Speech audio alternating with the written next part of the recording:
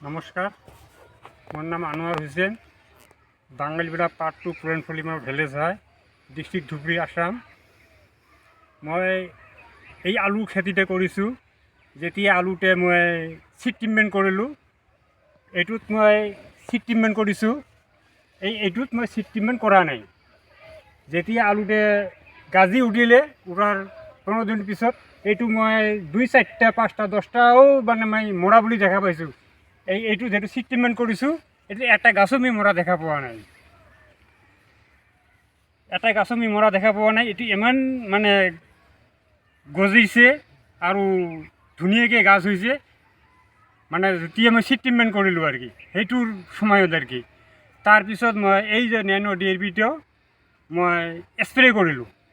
Spray কৰাৰ পিছত গাছ ইমান ধুনীয়া, ইমান সুন্দৰ, ডাঙৰ, ইমান মানে কিমান ডাঙৰ হৈছে চাওক। 1, 2, 3, 4, 5, 10টা মানে কিমানটা মানে আগা পাতা হৈ গৈছে। ইমান ধুনীয়া সেউজীয়া, খুব ভালকৈ মানে পাইছোঁ আৰু কি। কিন্তু এইটোত ইমান হোৱাও নাই, ইমান মানে ধুনীয়া হোৱাও নাই। এইটো মানে অলপ মানে ডিফাৰেঞ্চ দেখা পালোঁ আৰু কি। মই এই নেনো DAP স্প্ৰে কৰিয়ে আছোঁ, আপোনালোকেও কৰক। ধন্যবাদ।